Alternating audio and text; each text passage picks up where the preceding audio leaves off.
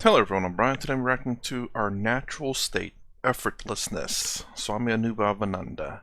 So I was kind of curious about this. This is actually not my quote-unquote required time of date, but I am curious as to our natural state is effortlessness.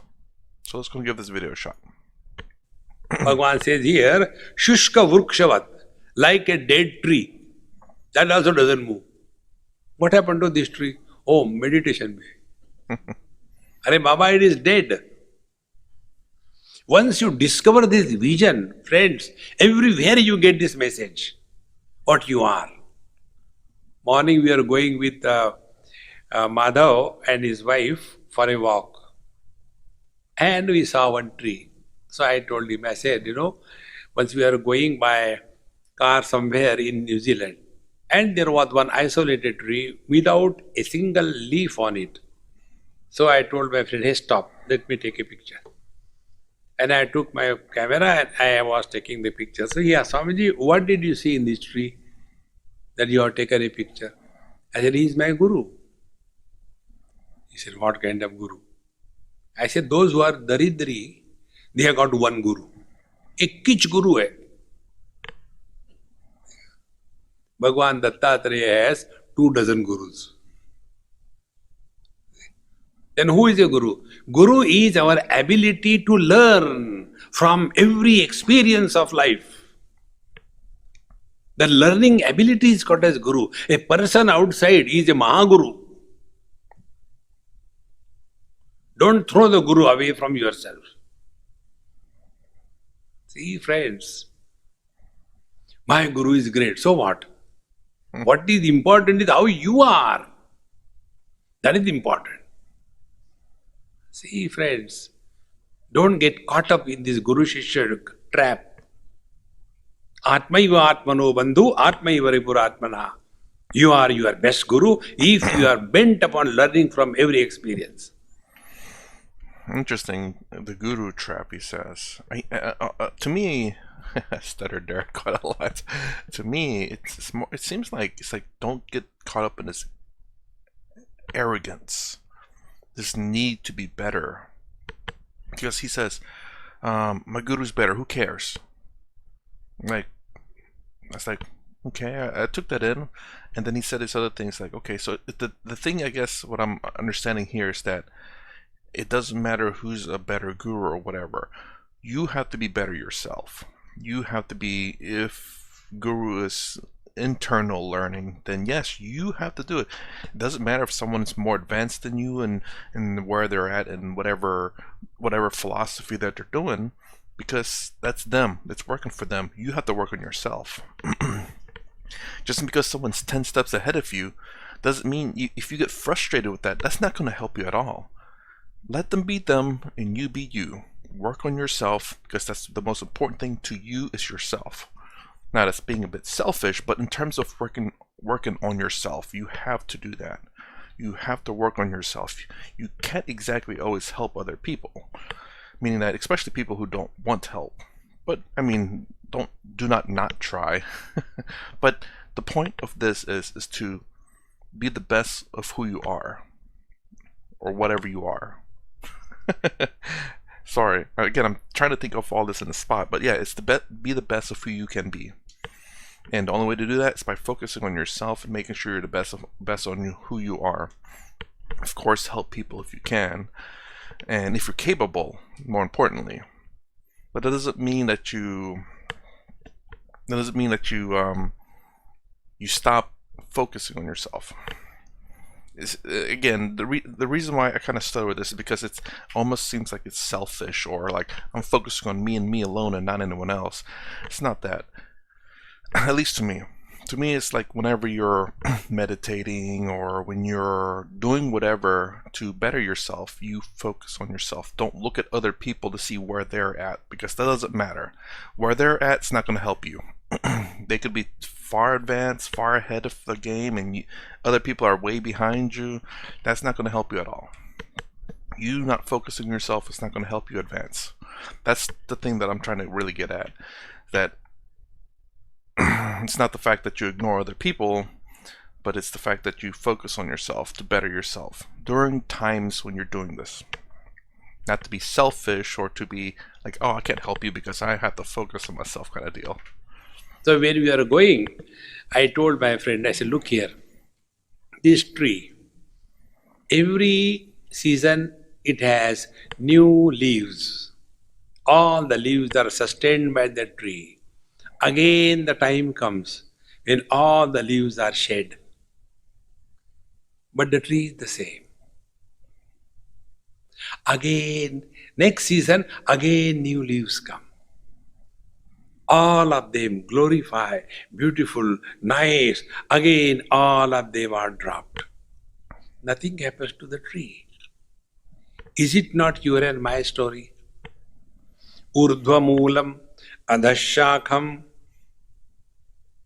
ashwatham, constantly changing, prahuravayam.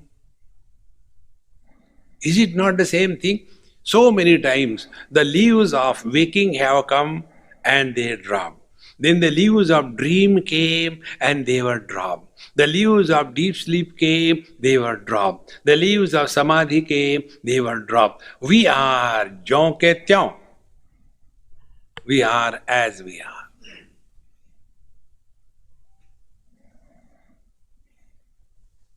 So tell me what meditation you want to do.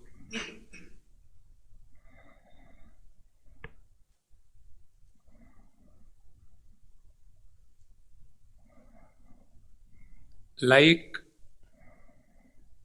the space doesn't do anything, doesn't go anywhere, doesn't claim that I support the four elements. That is natural state, sahaja, effortless. This effortlessness is glorified by Patanjali when he talks about asana. Prayatna shaithilya ananta samapatibhyam. All your efforts disappear when you merge in the absolute.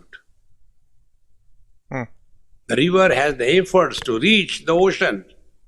After reaching the ocean, all efforts disappear. See the beauty. When the river is running toward the ocean, there is a lot of movement of the waters. When she merges in the ocean, there also in the ocean also, there is a lot of movement of waters. But the difference is, in case of the river's movement of waters, it was a need, it was an expression of incompleteness. But ocean, Ananda che dohi ananda taranga. Tukaram Maharaj says it is the fulfillment that the ocean is gurgling with the waves. See, friends, our happiness is through indulgence. We get happiness. Mahatmas, they don't get happiness. They are happiness. This is the meaning of Anganam samadam vidyat same brahmani liyate. See, unless the mind dissolves in the consciousness, all the differences will be seen. And if we simply imagine that we are able to sit quiet in one posture, shushka vrukshavat, you are like a dead tree. Oh. Okay, so when he was talking about the rivers, I was trying to find a way to, I guess, explain how I understood it. And he was talking about how we indulge in happiness because we seek it, but certain people are, in a sense, I don't say made out of happiness, but they exude happiness. Happiness doesn't come from exterior things for them, but it's all from interior. And to me, I guess it sounds like when the waves are splashed, he's talking about how they're very active and moving, and all this activity and moving is happiness. If the waves are not moving, it's not happy. But once it merges with the ocean, it's all happiness. I really don't know how to explain that part. That's how I tried to understand it. but it seeks to meet the ocean, and once it's with the ocean, ocean is happiness. But I did get the part where it's saying that because we understand that in life we seek to be happy. We seek to be happy by external factors, whether that's again buying things or whatever pleasures in life. And then when we're not experiencing those things, we're not exactly happy because we're not content. If we're content, we would not need to seek happiness because we're content. There's no reason to need happiness because we're content. Now, that doesn't mean you can't enjoy life. But if you're not content, at least for me, I've been content. I think that's the right word to use. Because I'm neither happy nor sad. Just, I guess, a little happy. Like, it's just like no happiness or sadness. I'm just like slightly above that. Roughly in the content area. And that's where I've been sitting. So for me, I don't need, to seek happiness necessarily. Don't get me wrong. I think I still need, I guess, a little bit of external things, but if I'm not experiencing it, I'm not sad. So, if there's something that I need to do to make me happy, or something that I do that makes me happy, and if I don't get to do it, it doesn't necessarily make me sad. That's being content, for the most part. Because if you need to do that to make you happy and you miss it and you become sad, that means you're dependent on it. I believe. You're kind of dependent on it because if it affects you in a negative manner, that means it's affecting you. Well, obviously, because it affected you. Now, don't get me wrong, it affecting you in a positive manner, making you happy, also affects you. But there's nothing wrong with it affecting you in a positive manner. The only problem is when it affects you in a negative manner. When you become sad because you do not have it. That's where the suffering happens. So content or happy, okay in my book. Content and unhappy, well, you're unhappy, you're suffering. So that's the way I kind of see it. Most of my life is content and happy. Not too many sadness. So that's the reason why I know I'm not enlightened, but I am very much content for a lot of my life. That's kind of how I understood this. I get the rivers in the ocean, where the rivers are crashing and moving towards the ocean, but once they reach the ocean, it's calm, content maybe. But I don't know how to explain that other than obviously we want to be with the ocean. We're the crashing waves. Life is crazy, and then when we get to the ocean, while there is still movement, but it's very much content in a sense. Let me know how you interpret it if you wish. Let me know if there's anything you want to say about my opinion on this. Very much welcome.